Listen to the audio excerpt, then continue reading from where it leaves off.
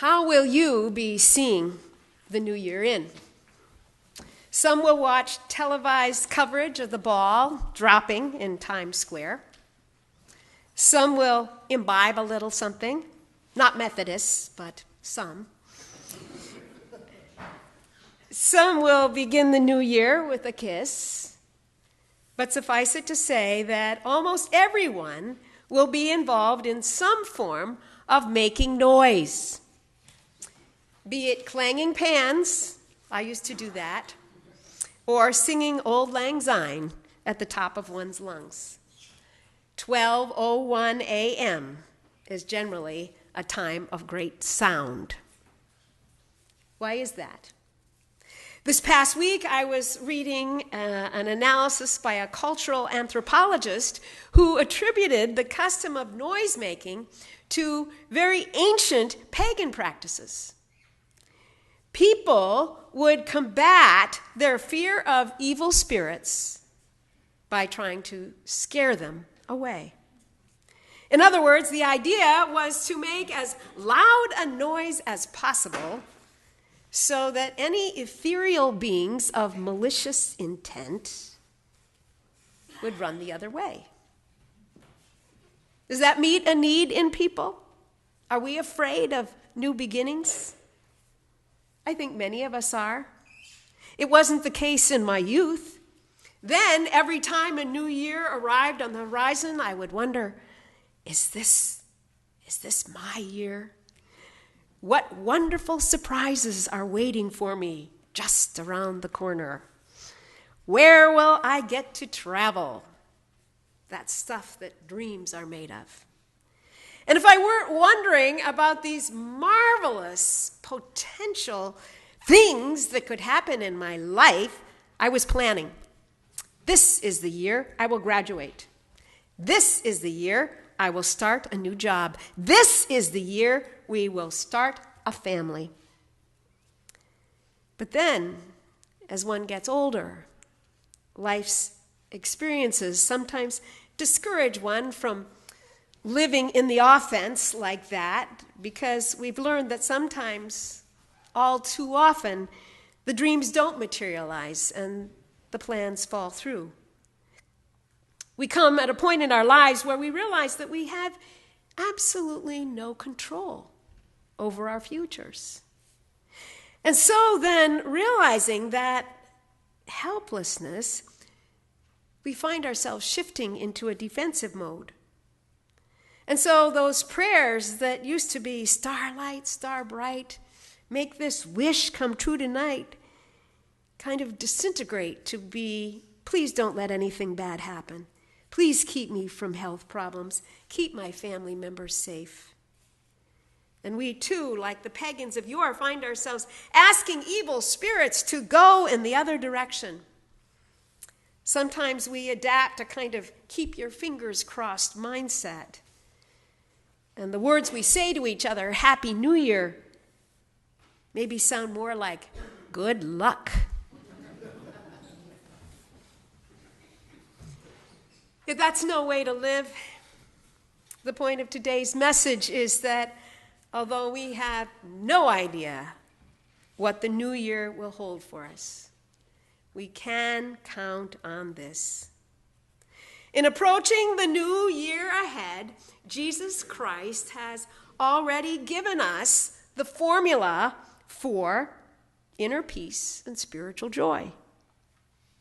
I read it in today's text. Quoting the Torah, Jesus said, "You shall love the Lord your God with all your heart and with all your soul and with all your mind and with all your strength."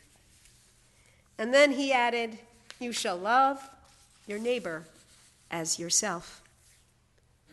Is it possible to love God without loving one's neighbor? How can I love my neighbor without loving God? I don't know the answer to either question. I don't think there's meant to be one, because in many ways both are the same.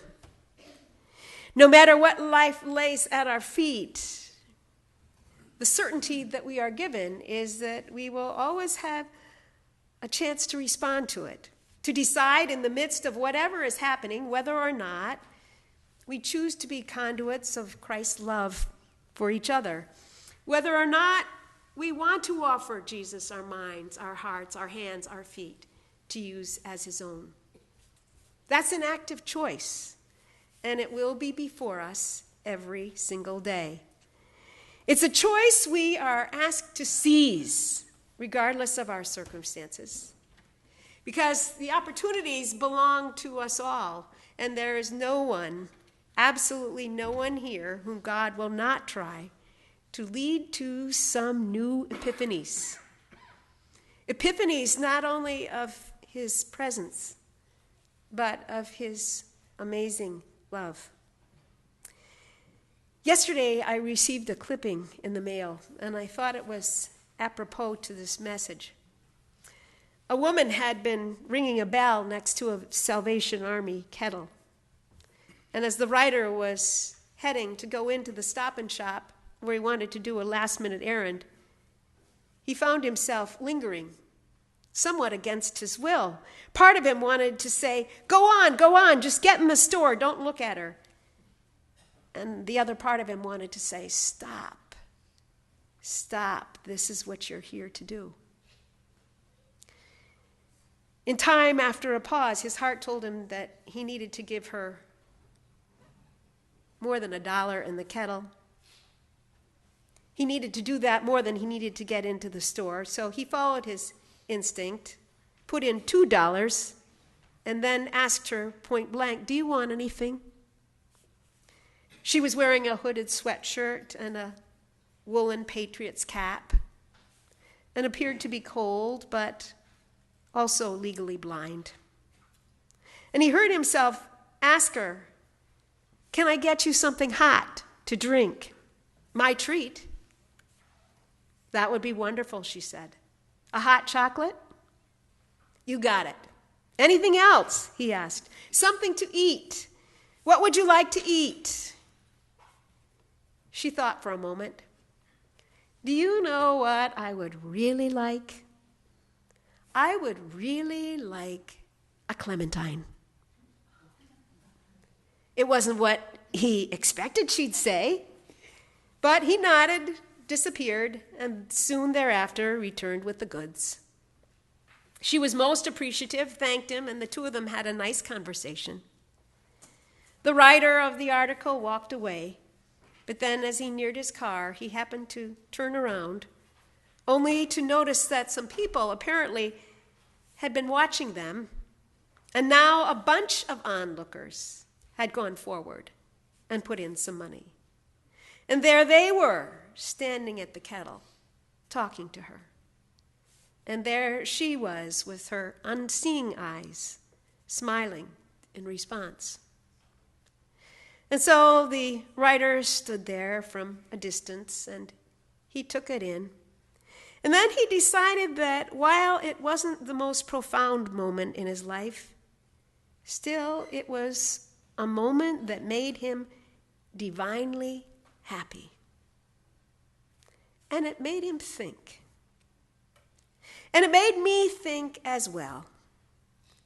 How many times, if I'm only still enough and quiet enough, will I be able to hear Jesus whisper to me, do this on my behalf. Do this for me.